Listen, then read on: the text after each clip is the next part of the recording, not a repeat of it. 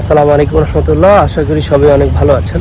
আজকে খুবই দুঃখিত আমি যে শেখ আহমদুল্লাহ এবং ডিজে হুজুর যে তাহেরি তার সাথে একটা ব্যাপার মত নিয়ে দ্বিমত হচ্ছে যে শেখ আহমদুল্লাহ বলছে আল্লাহ রসুল সাল্লাল্লাহু আলাইহি ওয়াসাল্লাম 40 বছরে নবুয়ত প্রাপ্তি লাভ করেছে। আর এখানে এই হাদিস বা এখানে অনেক মতানৈক্য আছে, আমি সেদিকে না যাই। তো আমি যেই মূল কনসেপ্টে বলতেছি সেটা হলো যে এই সমস্ত খাট পূজারী, মাজার পূজারী, তাহিরির মতো যারা আছে, বিশেষ করে বাংলাদেশে যাদেরকে আমরা সুন্নি আলেম বলি, এদের তো এডুকেশন হিসাবে আপনি যদি ধরেন শিক্ষাগত যোগ্যতা একদমই নাই। তাহিরি তো যেই চ্যালেঞ্জ দিছে শেখ আহমদুল্লাহকে, এটা তো অনেক বড় কথা হচ্ছে। আমার মতো সাধারণ, আমি তো একদম নগণ্য, তেমন আমার কোনো এলেমই নাই। তো যদি আমি ওপেন চ্যালেঞ্জ দিলাম তা শেখ আহমদুল্লাহ সাহেবের সাথে বসার আগে পারলে আমার মতো নগণ্যর সাথে বসুক, এটা তাকে ওপেন চ্যালেঞ্জ দিলাম। আচ্ছা, দ্বিতীয় হলো যে আপনি তাহিরির মতো লোক, এরা দেখবেন যে যারা বিশেষ করে খাট পূজারী, মাজার পূজারী, আমি এদেরকে বলি যারা কবরে সেজদা করে শিরিকের সাথে, হ্যাঁ, যারা সবসময় যাদের সম্পর্ক শিরিক এবং কুফরের সাথে, এরা মূলত আপনি মুখে বলে এক আর অন্তরে আরেক। এরা যখন আল্লাহ রসুল সাল্লাল্লাহু আলাইহি সাল্লামকে যখন এই দেশে, এই বাংলার ভূমিতে যখন গালি দেওয়া হয় বা তাকে নিয়ে যখন কটাক্ষ করা হয়, তখন কিন্তু এদেরকে আপনি খুঁজে পাবেন না, বাড়ি চালান দিলেও খুঁজে পাবেন না। হ্যাঁ, তো আর এখন একটা মতের, তাও এটা নিয়ে একাধিক ওলামায়ে কেরামের মধ্যে মত আছে, এটার কারণে সে মামলা করতে যায়, ওপেন চ্যালেঞ্জ দেয়, ওলামাদের মধ্যে ডিভাইডেড সৃষ্টি করে। তার মিনিং এটাই বোঝা যায় তাহিরির মতো ভণ্ড ডিজে গান যারা করে, ইভেন তার মতো ভণ্ড তারা যে ইহুদিদের পাঁচাটা গোলাম, এটা অনেক আগে থেকে আমি যদিও বলে আসি, এত কঠোর কথা বলা উচিত নয়, তারপরে আজকে না বলে থাকতে পারতেছি না। তার পেজগুলোতে আমি দেখতেছি যে সে হুমকি দিচ্ছে, ধামকি দিচ্ছে, যত কিছু। তা আমি তাকে বললাম যে যদি আপনার এত বড় সাহস হয় যে রসুল সাল্লাল্লাহু আলাইহি সাল্লামের ব্যাপার নিয়ে 40 বছরের নবী হয়েছে কিনা, যদিও তাওয়ারিকা হাবিবিলার মধ্যে আছে, ইবনে হিসামের মধ্যে আছে, এখানে অনেকগুলো হাদিস আছে। আমি এই আলোচনার মধ্যে একদম পরে যাচ্ছি। আপনার যদি সাহস হয় আমার সাথে আপনি বহস করেন, এটা তো খুব পরের কথা। আর এই যে তাহিরির কনসেপ্টের যে আলেমগুলো আছে, যাদেরকে আমরা লাল সালু বলি বা বলেন মাজারের আলেম যারা বলে, হ্যাঁ, এরা দেখবেন যে আপনার মাজারের টাকা দিয়েই তো এরা সবসময় চলে, এদের পেটটা চলে হলো ওই মাজার, তারপরে এই ডিজে গান, এসব গান, আউল ফাউল বক্তা আর কি। তো এরা সবসময় গান বাজনার সাথেই থাকে। তো এদের এখন দেখবেন যে হয়তো ওই কনসেপ্টে সে ট্রেন্ডিংয়ে থাকার জন্য এই জিনিসগুলো করতেছে। তো শেখ আহমদুল্লাহ হলো বাংলাদেশের এমন একজন ব্যক্তি, one of the most important person. আপনি বলতে পারেন অন্য অন্য ব্যক্তিদের সমালোচনা করতেই পারেন, যেমন আবরুল হক আসিফের করতে পারেন, তারপরে আরও যারা আছে এই সমস্ত লোকের সমালোচনা করতেই পারেন, স্বাভাবিক। কিন্তু শেখ আহমদুল্লাহর মতো একজন দায়ী, যিনি শুধু একজন আলেম নয়, আলেমের সাথে যিনি মানব কাজে একাধিক স্বাক্ষর তিনি রেখেছেন, যার উদাহরণস্বরূপ আমরা সুন্নাহর অনেকগুলো কাজই আমরা দেখলে আপনি বুঝতে পারবেন। আচ্ছা, যাক, তো তার ব্যাপারে যখন প্রশ্ন করে তখন আসলেই মনে হয় যে বাংলাদেশে কেন যে জন্ম হলাম, এটাই মনে হয় ভুল কনসেপ্ট হয়েছে।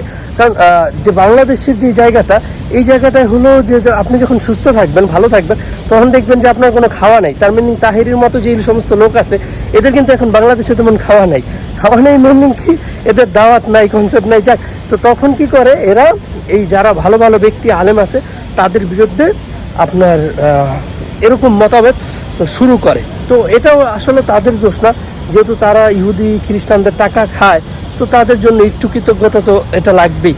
তো এই তাদের ব্যাপারে আপনি যদি লক্ষ্য করেন তাহলে দেখবেন যে এরা যেই সমস্ত হাদিস কোরআন অনুযায়ী যদি বাংলাদেশে সঠিক এবং ইসলামী রাষ্ট্র থাকতো বা ইসলামিক ভাবে বাংলাদেশ যদি পরিচালিত হতো, তাহলে দেখতেন এই সমস্ত আউল ফাউল বক্তাদেরকে ধরে প্রকাশ্যে যে এরকম একটা মাঠের মধ্যে নিয়ে এসে এরকম এই যে এরকম জায়গার উপরে রেখে, তো এদেরকে দুই হাত এইভাবে বেঁধে রাখতো, তারপর দুই পাও বেঁধে, তারপর উলঙ্গ করে মাথা মন্ডানো করে মাথার উপরে সুপারি টাস করে দিয়ে আতর দিয়ে বাড়ি দিয়ে তারপরে ভাঙা উচিত ছিল।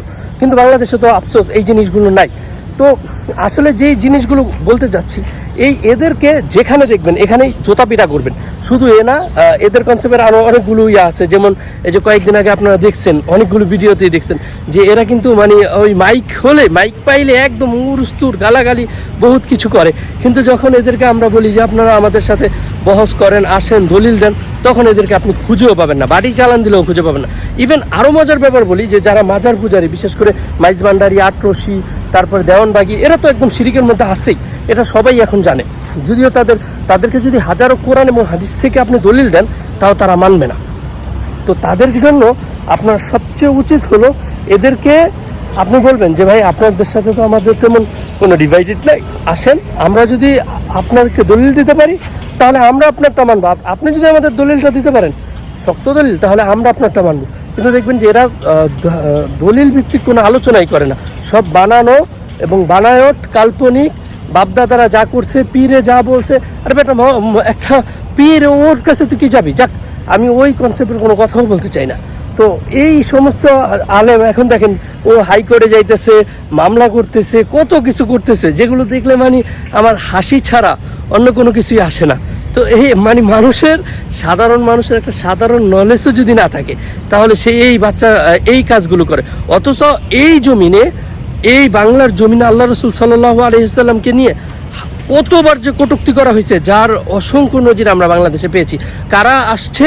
ওই হেফাজতে ইসলামের মতো তারা আসছে, হেফাজতে ইসলাম আসছে, বাংলাদেশ জমিয়তে ওলামায় আসছে, তারপরে খেলাফত মজলিস আসছে, তারা আসছে। কিন্তু এই যে যারা এই যে মুখে বলে আশেকে রাসূল, আর অন্তরে এরা আসলে অন্তরে খুব মানে এমন, এদের অন্তরটা এরা মুনাফিকের চাইতেও খারাপ। এদের আসলে এদের যারা নেতৃত্ব দেয়, এরা হলো আপনার ওই যে মুনাফিক নেতৃত্বের মতো। হ্যাঁ, তো এদেরকে বলো মানে এরা অন্তরে ইয়া রাসূলুল্লাহ আপনাকে এত ভালোবাসি, এমন সেমন, কিন্তু কাজে যায় দেখবেন যে একদম জিরো। তো এই সমস্ত লোকরা, এরা তো জাতির জন্য উপকার আসেই না।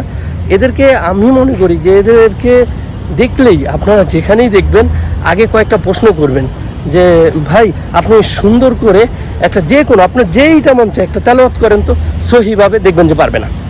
কোথায় হায়ের জায়গায় হা কইব, হ্যাঁ, তারপর আলিফের হামজার জায়গায় আইন কইব, আইনের জায়গায় ইয়া করবে, এরা উচ্চারণই করতে পারবে না। আপনি বিশ্বাস যদি না করেন, আমি মানে কসম খেয়েও বলতে পারি যে এদের বড় বড় যারা স্কলার, মানে যাদেরকে এরা বলে যে আল্লাহ আজহার থেকে পড়ে আসছি স্কলার, ওরাও সুন্দর মতো আমাদের কওমি মাদ্রাসায় যারা পড়াশোনা করে, নুরানিতে যেই বাচ্চাগুলো আছে, তাদের মতো মানে কোরআন শরীফ পড়তে পারে না। এদের পিছনে নামাজ তো মানে বহু দূরের কথা। তো যাক, আজকে অনেক কিছু বলতে চাচ্ছি, তারপরেও বলতেছি না, মুখে লাগাম টেনে ধরে রাখছি, কারণ বললে অনেক কিছুই বলা যায়। তো আল্লাহ মাফ করুক এই সমস্ত দরবারি আলেমদের থেকে, যাতে আল্লাহ তাআলা আমাদেরকে মাফ করুক। এই দোয়াই করবেন সবসময়, এই দরবারি আলেম থেকে সব সময় দূরে থাকবেন। তো যাই হোক, আল্লাহ মাফ করুক।